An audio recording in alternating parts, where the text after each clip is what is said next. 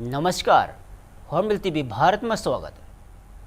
दिल्ली से बड़ी खबर। केंद्रीय सड़क परिवहन एवं राजमार्ग मंत्री नितिन गडकरी ने सड़क दुर्घटनाओं में जान बचाने के लिए सरकार की 2 महत्वपूर्ण योजनाओं की जानकारी दी है। नितिन गडकरी ने कहा है कि भारत में हर वर्ष लगभग 1.8 लाख लोगों की मौत सड़क दुर्घटनाओं में होती है और करीब 5 लाख दुर्घटनाएं दर्ज की जाती है। उन्होंने बताया है कि विशेषज्ञों के अनुसार दुर्घटना पीड़ितों में से बड़ी संख्या की जान समय पर चिकित्सा सहायता मिलने पर बचाई जा सकती है। केंद्रीय मंत्री ने कहा है कि जो लोग सड़क दुर्घटना में घायल व्यक्ति की मदद कर उसे हॉस्पिटल पहुंचाते हैं, उन्हें सरकार राहवीर के रूप में सम्मानित करती है और 25,000 का पुरस्कार देती है। उन्होंने यह भी बताया कि दुर्घटना पीड़ित को किसी भी हॉस्पिटल में भर्ती कराने पर सरकार उसके उपचार का खर्च 7 दिनों तक अधिकतम 1.5 लाख तक वहन करती है। और गडकरी ने विश्वास जताया है कि इन योजनाओं के माध्यम से हजारों लोगों की जान बचाई जा सकती है और सड़क सुरक्षा व्यवस्था को और मजबूत बनाया जा सकता है। जो 2 स्कीम लॉन्च की है, इसमें जो एक्सीडेंट होने के बाद एक एम्स के डॉक्टर साहब की अध्यक्षता में कमेटी थी, उन्होंने बताया कि हमारे यहाँ हर साल 1,80,000 मौतें होती है और 5 लाख एक्सीडेंट होते हैं। उसमें से 30% जो विक्टिम्स है, जिनके एक्सीडेंट हुए हैं, उनको तुरंत अगर हम अस्पताल लेके जाएंगे उनकी हम जान बचा सकते हैं। वो संख्या 50,000 है और ये 50,000 लोग जो है, इनको अगर तुरंत हॉस्पिटल हमारे लोग मदद करेंगे, पहुंचाएंगे, तो उनकी जान बच सकती है। और इसलिए ऐसी जान बचाने वाले लोगों को हम राहवीर कहते हैं और बचाने वाले व्यक्ति को हम 25,000 रुपये का अवार्ड देते हैं। बाद में इसको किसी भी अस्पताल में एडमिट करें, कोई भी रोड हो, नेशनल हाईवे, डिस्ट्रिक्ट रोड हो, कारपोरेशन का हो, तो वो डॉक्टर क्या जो एडमिट करेंगे तो उसको 7 दिन का खर्चा हम मैक्सिमम 1.5 लाख रुपए तक हम तुरंत उस अस्पताल का बिल चुकाएंगे और उनकी मदद करेंगे। तो मुझे लगता है दोनों योजना से हम विश्व में सबसे ज्यादा रोड एक्सीडेंट हमारे देश में होते हैं, 1,80,000। अब 5 लाख एक्सीडेंट होते हैं और 1,80,000 मौतें होती है। अगर सब लोगों ने सहयोग किया जैसे ये करने वाले हैं, तो अनेक लोगों की जान हम बचा सकते हैं। वही हमारा कैंपेनिंग है, कार्यक्रम चल रहा है। इसमें आज रैपिडो ने इनिशिएटिव लिया और उन्होंने प्रतिज्ञा भी की Guinness book of world record में। मुझे लगता है मैं उनका बहुत बहुत अभिनंदन करता हूँ, धन्यवाद देता हूँ। सर, रैपिडो के अलावा और भी जो कंपनीज हैं, बाकी भी कर रहे हैं, हमारे अभियान भी चल रहे हैं। हमारा रोड सेफ्टी का गीत शंकर महादेवन का, वो भी पॉपुलर हुआ है। School, college, universities, social organization, वो भी मदद कर रहे हैं। हमने रोड इंजीनियरिंग में काफ़ी सुधार किया है, ब्लैक स्पॉट को आइडेंटिफाई करके वो कर रहे हैं। हम लोग अभी ऑटोमोबाइल इंजीनियरिंग में सुधार किया है, हमने कानून कड़ा किया है और एजुकेशन के लिए स्कूल के बच्चों को पढ़ा रहे हैं, प्रयास कर रहे हैं। मेरा खुद का एक्सीडेंट हुआ था, इसलिए मैं बड़ा संवेदनशील इसके बारे में। पर जितने प्रमाण में संख्या कम होनी चाहिए वो नहीं हो रही। वाहनों की भी संख्या बढ़ रही है और मीडिया का भी सहयोग मिलेगा और सब लोग मिलकर काम करेंगे तो निश्चित रूप से ये लोगों की जान हम बचा सकेंगे। Thank you. भोपाल से बड़ी राजनीतिक खबर। मध्य प्रदेश के मुख्यमंत्री मोहन यादव ने राज्यसभा चुनाव को लेकर बसपा की रणनीति और उम्मीदों पर बड़ा बयान दिया है। मुख्यमंत्री मोहन यादव ने कहा है कि महेश केवट द्वारा नामांकन फॉर्म जमा किया जा चुका है और बसपा को विश्वास है कि भविष्य में राज्य की 3 राज्यसभा सीटों पर उसके उम्मीदवार विजय होंगे। और उन्होंने कहा है कि प्रधानमंत्री नरेंद्र मोदी और बसपा केवल वादे नहीं करते बल्कि उन्हें धरातल पर लागू करके दिखाते हैं। मोहन यादव ने कहा है कि बसपा ने उच्च सदन में विभिन्न वर्गों को प्रतिनिधित्व देकर सामाजिक समावेशन और प्रतिबद्धता का परिचय दिया है। उन्होंने लोकतंत्र में जीत को सभी दलों की स्वाभाविक आकांक्षा बताते हुए कहा है कि बसपा उम्मीदवार सभी निर्वाचित प्रतिनिधियों में से समर्थन और वोट को अपील करेंगे। पार्टी के तीसरे प्रत्याशी के रूप में हमारे पार्लियामेंट्री बोर्ड द्वारा राज्यसभा के नाम निर्देशन पत्र में महेश केवट जी द्वारा फॉर्म का जमा कराया गया। मुझे इस बात का संतोष भी है कि हमारी पार्टी ने अपनी गौरवशाली परंपरा के अनुसार फिर एक बार तीसरा प्रत्याशी भी डाल करके भविष्य में हम अपनी तीनों इस राज्यसभा की सीट के निर्वाचन में निर्वाचित होकर रहेंगे। इस संकल्प के साथ आज के इस खासकर मतदान 18 तारीख को है, लेकिन नाम निर्देशन पत्र की आज आखिरी तारीख है। समय सीमा में हमारे योग्य प्रत्याशी और खास करके हमारा एक ऐसा कार्यकर्ता जो बाल्यकाल से स्वयंसेवक, विद्यार्थी परिषद, युवा मोर्चा, संघ ऐसे कई कामों को करते करते अपने राम राजा की नगरी में आज भगवान राम का आशीर्वाद फिर एक बार निषाद राज की परंपरा को कायम करते हुए महेश केवट जी को मिल रहा है।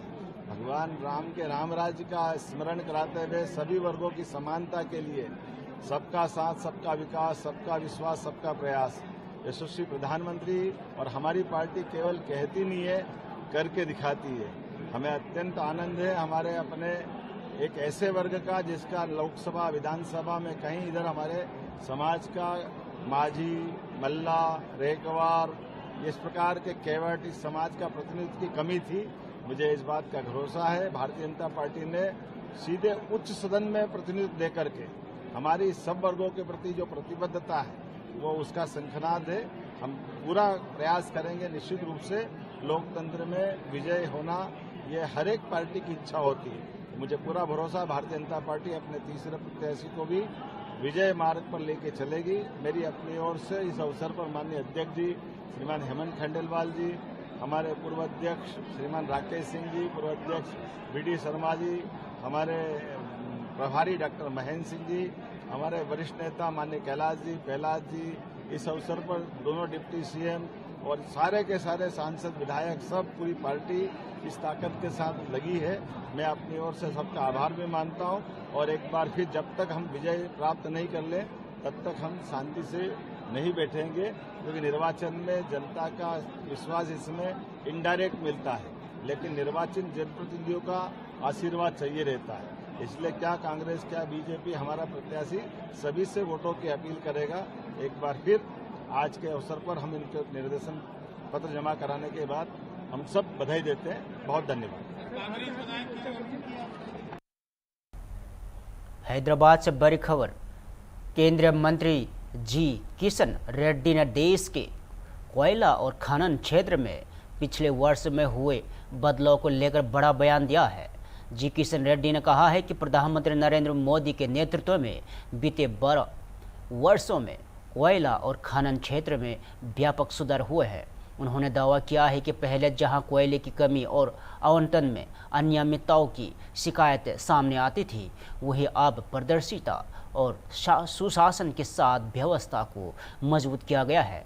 केंद्रीय मंत्री ने कहा है कि सरकार आने वाले समय में विभिन्न सुधारों के माध्यम से कोयला उत्पादन को और बढ़ाने का प्रयास कर रही है। उन्होंने बताया है कि भारत कोयला उत्पादन और खपत के मामले में दुनिया के प्रमुख देशों में से शामिल हो चुका है तथा कोल इंडिया लिमिटेड दुनिया की सबसे बड़ी कोयला उत्पादक कंपनियों में से एक और मानसून को देखते हुए उन्होंने कहा है कि देश में लगभग 80 दिनों का कोयला भंडार उपलब्ध है और फिलहाल ऊर्जा आपूर्ति को लेकर भी किसी प्रकार की चिंता नहीं है। साथ ही उन्होंने कहा है कि पेट्रोल और डीजल की उपलब्धता के कारण खनन गतिविधियों पर भी कोई असर नहीं पड़ रहा है।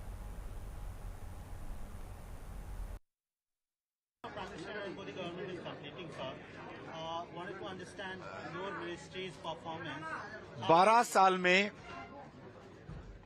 आदरणीय प्रधानमंत्री नरेंद्र मोदी जी के नेतृत्व में कोल सेक्टर में, माइनिंग सेक्टर में बड़ा रिफॉर्म्स लाए गए। 12 साल पहले कोल शॉर्टेज होता था, कोल स्कैम्स होता था, करप्शन होते थे, कोल ब्लॉक्स इलीगल अलॉटमेंट होता था। हर दिन न्यूज में ब्रेकिंग न्यूज वही कोल सेक्टर का स्कैम के बारे में आते थे, फ्रंट पेज न्यूज हेडलाइंस वही रहते थे। आज 12 साल में मोदी जी के नेतृत्व में पारदर्शिता के साथ आज रिफॉर्म्स लाए, ट्रांसपेरेंसी लाए। कोल ब्लॉक्स जब सुप्रीम कोर्ट के आदेश पर 124 कोल ब्लॉक्स सस्पेंड किया गया और ट्रांसपेरेंसी के साथ अभी लगभग 500 कोल ब्लॉक्स एक्शन किया गया। 420 कोल ब्लॉक्स आज प्रोडक्शन शुरू भी हो गया। आज coal production 1 billion ton 1040 million ton coal हर साल प्रोडक्शन कर रहे। ये आजाद के बाद भेटिया पश्चिम चंपारण से राजनीतिक खबर। बसपा सांसद संजय जायसवाल ने इंडिया गठबंधन को लेकर विपक्ष पर तीखा हमला बोला है। और संजय जायसवाल ने कहा है कि चुनाव हार के बाद विपक्षी दल एकजुट होने की कोशिश कर रहे हैं, लेकिन इंडिया गठबंधन में पहले जैसी एकता नहीं बची है। उन्होंने दावा किया है कि गठबंधन के प्रमुख सहयोगी दलों के बीच मतभेद बढ़ रहे हैं और कई दल इससे दूरी बना रहे हैं। बसपा सांसद ने कहा है कि इंडिया गठबंधन अब प्रभावी राजनीतिक मंच नहीं कर गया है और कांग्रेस की राजनीतिक प्रासंगिकता की लगातार घट रही है। उन्होंने आरोप लगाया कि विपक्षी दल केवल बैठकों तक सीमित है और जनता के मुद्दों पर उनके पास कोई ठोस एजेंडा नहीं है। इतने सारे हारों के बाद सब दुखी एक साथ मिलेंगे। स्टालिन पहले ही भाग चुके हैं, ममता बनर्जी के कारण कम्युनिस्ट पार्टी आने को तैयार नहीं है। तो ये इंडिया ब्लॉक करके तो सब खत्म हो गया। अब ये केवल कांग्रेस और उसके जो एक तरह से कहिए कि चाटुकार हैं उनकी बैठक हो रही है, जिनको कांग्रेस की चाटुकारिता करनी है। इस देश में कांग्रेस और इंडिया ब्लॉक दोनों अप्रासंगिक हो चुके हैं कि केवल ये बैठक ही करेंगे, इसके अलावा कुछ नहीं होना है। इन लोगों का जो देश विरोधी विकास विरोधी एजेंडा है उसको जनता अच्छे से समझती है और इसीलिए हर जगह सबक सिखाने का काम करती है।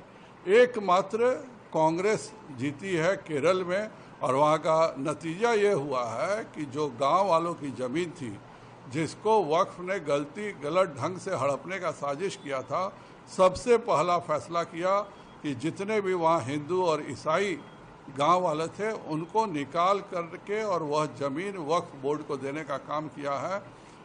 कोर्ट में तो ये ख़त्म होगा ही, लेकिन यह कांग्रेस की बहुसंख्यक विरोधी मानसिकता को दर्शाता है। दिल्ली से बड़ी राजनीतिक खबर। कांग्रेस के राष्ट्रीय अध्यक्ष मल्लिकार्जुन खड़गे ने केंद्र सरकार से देश के अहम आर्थिक और सामाजिक मुद्दों पर सर्वदलीय बैठक बुलाने की मांग की है। मल्लिकार्जुन खड़गे ने कहा है कि मौजूदा आर्थिक स्थिति, बेरोजगारी, महंगाई, किसानों की समस्या और आम जनता से जुड़े अन्य महत्वपूर्ण मुद्दों पर चर्चा करने के लिए केंद्र सरकार को तुरंत सर्वदलीय बैठक आयोजित करनी चाहिए। खड़गे ने बताया कि विपक्षी दलों के बीच इस बात पर सहमति बनी है कि सभी पार्टियां हर 2 महीने में नियमित बैठक करेगी। उन्होंने यह भी कहा है कि संसद के आगामी मानसून सत्र के दौरान विपक्षी दलों के बीच बेहतर समन्वय बनाए रखने के लिए प्रतिदिन सुबह विपक्ष के नेता के कार्यकाल की बैठकें आयोजित की जाएगी। The union government should immediately call an all-party meeting to discuss the precarious current economic situation, unemployment, price rise, and farmers' issue and other people-centric issues. Fourth point, it was unemployment, price rise, and farmers' issue and atrocities and people-centric issues. Fourth, it was agreed that all of us parties would meet every 2 months. The next meeting will be held in Hyderabad on 8th August. Then fifth point, Parliament coordination will continue during the monsoon session with daily morning meetings in the office of the Honorable, as usual, the leader of opposition party. And just I want to correct it. This I said that every 2 months our meeting will be held. The date. Patna से राजनीतिक खबर। केंद्रीय गृह मंत्री राज्य मंत्री नित्यानंद राय ने प्रधानमंत्री नरेंद्र मोदी के नेतृत्व में केंद्र सरकार के 12 वर्षों के कार्यकाल को लेकर बड़ा बयान दिया है। नित्यानंद राय ने कहा है कि प्रधानमंत्री मोदी का 12 वर्षों का कार्यकाल भारत के गर्व और विकास जन कल्याण का कार्यकाल रहा है। उन्होंने दावा किया है कि धोरण युवा, महिला, किसान और गरीब कल्याण के लिए अनेक योजनाएं लागू की गई है, जिनका व्यापक लाभ देशवासियों को मिला। केंद्रीय मंत्री ने कहा है कि करोड़ों लोगों के जीवन स्तर को सुधार हुआ है और बड़ी संख्या में लोगों की गरीबी से बाहर आए हैं। और उन्होंने सरकार की उपलब्धियों का उल्लेख करते हुए कहा है कि इस अवधि में रिकवनाइजेशन को आर्टिकल 370 का निर्णय लागू हुआ और राम मंदिर का निर्माण पूरा हुआ और देश विकास की दिशा में आगे बढ़ रहा है। और उन्होंने यह भी दावा किया है कि युवाओं के लिए रोजगार के अवसरों का भी वृद्धि हुई है। प्रधानमंत्री सबसे लंबे काल के उनके प्रधानमंत्री होंगे, उन्होंने रिकॉर्ड तोड़ा है, सब क्या कहें? जी बिल्कुल, 10 जून को माननीय प्रधानमंत्री श्री नरेंद्र मोदी जी का प्रधानमंत्री के रूप में सबसे ज्यादा कार्यकाल होने वाला है। माननीय प्रधानमंत्री श्री नरेंद्र मोदी जी का यह 12 वर्षों का कार्यकाल भारत के गौरव का कार्यकाल रहा है। युवा, महिला, किसान और गरीब कल्याण और सम्मान का कार्यकाल रहा है। इस अवधि में 25 करोड़ से ज़्यादा लोग गरीबी रेखा से बाहर आए हैं। हमारे गरीबों के मसीहा माननीय प्रधानमंत्री जी हैं, विकास के भगीरथ हैं और भारत ने दुनिया में अपने सामर्थ्य को स्थापित किया है। यह ऐसा कार्य। दिल्ली से राजनीतिक गलियारों की बड़ी खबर। महाराष्ट्र के उप मुख्यमंत्री एकनाथ शिंदे ने इंडिया गठबंधन की बैठक को लेकर विपक्ष पर तीखा हमला बोला है। एकनाथ शिंदे ने कहा है कि इंडिया गठबंधन में ना तो एकता है और ना ही गंभीरता। उन्होंने आरोप लगाया है कि विपक्षी दल प्रधानमंत्री नरेंद्र मोदी पर लगातार बेबुनियाद आरोप लगाते हैं। शिंदे ने दावा किया है कि चुनावी हार के बाद विपक्ष का मनोबल कमजोर हुआ है और इसी वजह से एकजुट होने की कोशिश कर रहे हैं। महाराष्ट्र के उप मुख्यमंत्री ने कहा है कि गठबंधन की बैठक में कई प्रमुख दलों की अनुपस्थिति विपक्षी एकता पर सवाल खड़े करती है। उन्होंने आरोप लगाया कि कांग्रेस क्षेत्रीय दलों को कमजोर कर स्वयं विपक्ष में प्रमुख भूमिका हासिल करना चाहती है, जिसके कारण सहयोगी दल उसके दूरी बना रहे हैं। शिंदे ने इंडिया गठबंधन को हारे हुए लोगों का समूह बताते हुए कहा कि विपक्षी दलों के बीच आपसी विश्वास और स्पष्ट नेतृत्व का अभाव दिखाई देता है। देखिए, ये जो इंडिया अलायंस की बैठक है, ये आघाड़ी कहते हैं, मैं तो कहूँगा कि ये घमंडी बिगाड़ी है। इनको इतना घमंड है कि अनाप शनाप प्रधानमंत्री मोदी जी के ऊपर आरोप लगाते हैं। इनके पास यूनिटी नहीं है, कोई सीरियसनेस नहीं है। ये पूरी तरह जिनकी हार हुई है, इसलिए उनका मॉरल पूरी तरह टूट गया है। अभी ये कुछ तो दिखाने के लिए ये साथ में आने की कोशिश में है। आप पार्टी भी नहीं थी, डीएमके भी नहीं थे और टीवीके भी नहीं थे। अभी इनको डर है कि इंडिया अलायंस में जाएंगे तो हारेंगे। आप पार्टी भी हार गई, टीएमके भी हार गई, टीएमसी भी हार गई, डीएमके भी हार गई, यूबीटी भी हार गई, आरजेडी भी हार गई। जैसे इंडिया अलायंस में जाते तो हार जाते। ऐसी डर उनको बैठी है, ऐसा डर हुआ है, इसलिए ये बैठक से भी कन्नी काट रहे। कई लोग इन बैठक से दूर रहे क्योंकि उनको भी पता चला है कि कांग्रेस की भूमिका क्या है। सब छोटे छोटे दलों को हरा के। पटना से राजनीतिक खबर। बिहार में एनडीए नेताओं के एलएमसी नामांकन को लेकर राष्ट्रीय लोक मोर्चा के प्रमुख उपेंद्र कुशवाहा ने अपनी प्रतिक्रिया दी है। उपेंद्र कुशवाहा ने कहा है कि एनडीए के भीतर किसी प्रकार की नाराजगी का सवाल नहीं है। उन्होंने कहा है कि गठबंधन में विभिन्न मुद्दों पर बातचीत होती रहती है और सहयोगी दलों के बीच संवाद की प्रक्रिया लगातार चलती रहती है। आरएलएम प्रमुख ने एनडीए के सभी उम्मीदवारों को शुभकामनाएं देते हुए कहा है कि गठबंधन पूरी मजबूती के साथ आगे बढ़ रहा है और उनके बयान को बिहार में एनडीए की एकजुटता के संदेश के रूप में देखा जा रहा है। किया गया था प्रदेश अध्यक्ष भाजपा के तरफ से कि एमएलसी सीट दी जाएगी, लेकिन इस समय दिया नहीं गया। अरे तो ये सवाल तो आप पूछिएगा उनसे ना जिन्होंने चिट्ठी जारी की।